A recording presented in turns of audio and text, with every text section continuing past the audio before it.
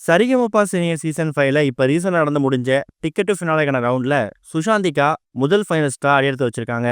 அந்த நேரத்துல சபேஸோட ரியாக்ஷன் என்னவா இருக்கு? அவர் மேடையில என்ன மாரி விஷயங்கள ஷேர் பண்ணியிருக்காரு அப்படிங்கிற மாதிரி ஒரு சில விஷயங்கள் வெளிவந்திருக்குது. இந்த ஒரு முடிவு சபேசனுக்கும், சபேசன் ரசிகர்களுக்கும் எந்த அளவுக்கு ஏமாற்றத்த குடுத்திருக்கு அப்படிங்கிறத தான் இந்த வீடியோல நம்ம தெளிவா பார்க்க போறோம். சரிகமபா சீனியர் சீசன் 5ல இப்ப 12 போட்டியாளர் இருக்காங்க. இந்த 12 போட்டியாளர்கள்ல 5 பேர் மட்டும் தான் ஃபினாலே ஸ்பாட்டுக்கு போக போறாங்க. அந்த 5 நபர்கள சூஸ் பண்றதுக்கான அந்த டிக்கெட் டு ஃபினாலே அப்படிங்கிறது இனிமே ஒரு வாரம் நடக்க போகுது. அதுல முதல் வாரத்துல சபேசன், சுஷாந்திகா, ஷிவானி அப்புறம் பிரதீபா இந்த 4 பேரும் தான் கோல்டன் பெர்ஃபார்மன்ஸ் வாங்கி டிக்கெட் டு ஃபினாலே ரேஸ்ல இடம் பிடிச்சிருந்தாங்க. கவுண்ட் டவுனோட சுஷாந்திகா தான் முதல் ஃபைனலிஸ்ட் அப்படிங்கிற மாதிரி ஜட்ஜஸ் அறிவிச்சிட்டாங்க. டிக்கெட் டு ஃபினாலேவை அறிவிக்கிறதுக்கு முன்னாடி இந்த 4 பேரையும் ஸ்டேஜ்ல நிக்க வச்சு ஆங்கர் அர்ச்சனா இந்த ஒரு சேர் உங்களுக்கு எந்த அளவுக்கு முக்கியம், எதுக்காக டிக்கெட் டு ஃபினாலே வாங்கணுங்கிற மாதிரி ஒரு கொஸ்டின் கேட்டிருந்தாங்க.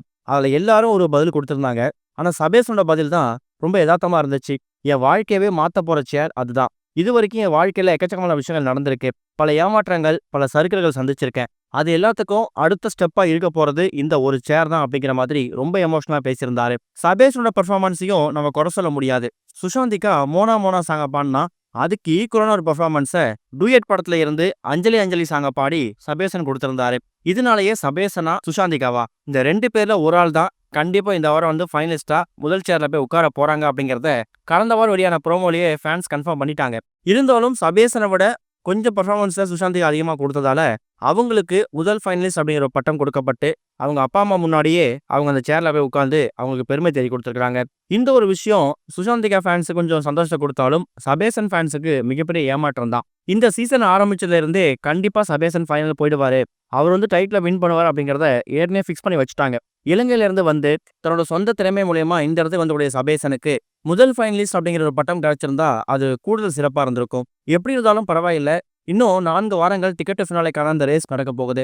இந்த வாரம் சபேசன் அந்த வாய்ப்பை நழுவிட்டுட்டாலும் அடுத்ததா வரக்கூடிய 4 வாரங்கள்ல ஏதாவது ஒரு வாரம் பெஸ்டா கொடுத்து அவரு டிக்கெட் ஃபினாலேல 2வது ஆளாவோ 3வது ஆளாவோ போய் உட்காரத்துக்கு வாய்ப்புகள் அதிகம் இருக்கு. இப்ப பாடின 4 பேர்ல சுஷாந்திகா சபேசனோட கொஞ்சம் பெஸ்டா பெர்ஃபார்மன்ஸ் பண்ணதால தான் அவருக்கு அந்த வாய்ப்பு கைவிட்டு போயிடுச்சு. அடுத்த வாரம் மற்றவர்களை விட, அதாவது சுஷாந்திகா அந்த இடத்துல இருக்க மாட்டாங்க, மற்றவர்களோட கண்டிப்பா சபேசன் சூப்பரா பாடிடுவாரு.